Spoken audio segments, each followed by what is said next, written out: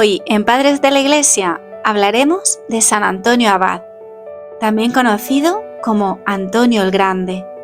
Nació alrededor del año 251 en Egipto, en una familia acomodada y profundamente cristiana.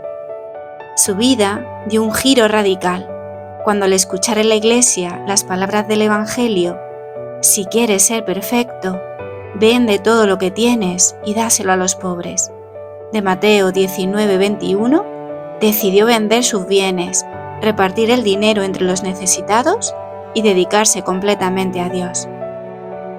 Con tan solo 20 años, Antonio se retiró al desierto, convirtiéndose en uno de los primeros cristianos en vivir como ermitaño. Allí inició una vida de oración, austeridad y combate espiritual. Se enfrentó a numerosas tentaciones del demonio, quien, según las descripciones de San Atanasio, lo atacaba con visiones terroríficas, tentaciones de riqueza y placer, y hasta asaltos físicos.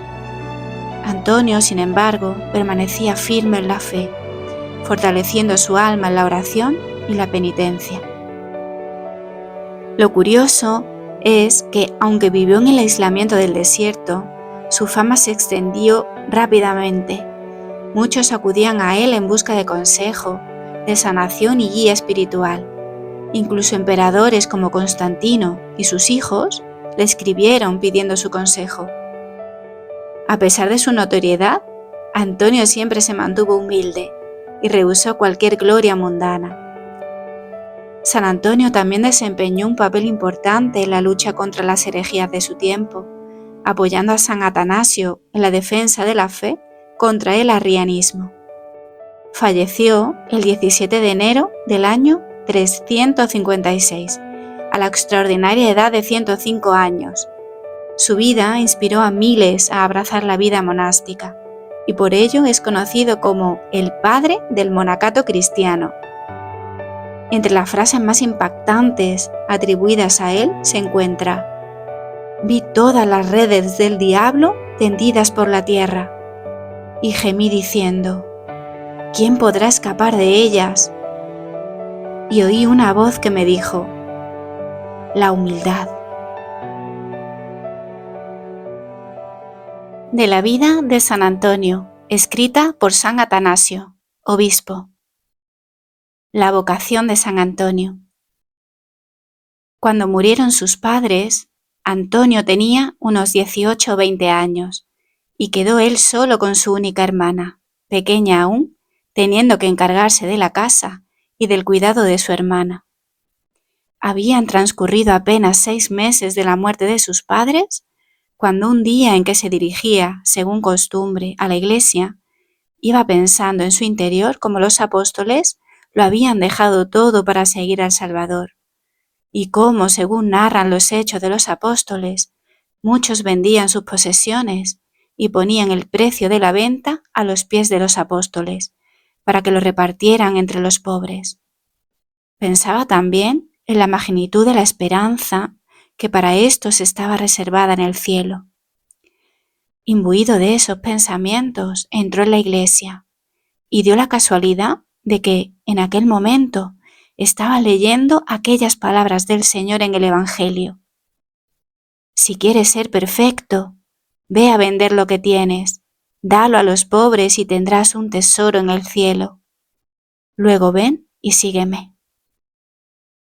Entonces Antonio, como si Dios le hubiese infundido el recuerdo de lo que habían hecho los santos, y como si aquellas palabras hubiesen sido leídas especialmente para él, salió enseguida de la iglesia e hizo donación a los aldeanos de las posesiones heredadas de sus padres. Tenía 300 parcelas fértiles y muy hermosas, con el fin de evitar toda inquietud para sí y para su hermana. Vendió también todos sus bienes muebles y repartió entre los pobres la considerable cantidad resultante de esta venta, reservando solo una pequeña parte para su hermana. Habiendo vuelto a entrar en la iglesia, oyó aquellas palabras del Señor en el Evangelio: no os inquietéis por el día siguiente. Saliendo otra vez, dio a los necesitados incluso lo poco que se había reservado, ya que no soportaba que quedase en su poder ni la más mínima cantidad. Encomendó su hermana a unas vírgenes que él sabía eran de confianza, y cuidó de que recibiese una conveniente educación. En cuanto a él, a partir de entonces, libre ya de cuidados ajenos, emprendió enfrente de su misma casa una vida de ascetismo y de intensa mortificación.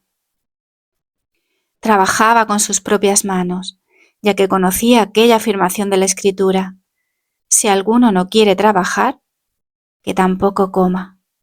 Lo que ganaba con su trabajo lo destinaba parte a su propio sustento, parte a los pobres.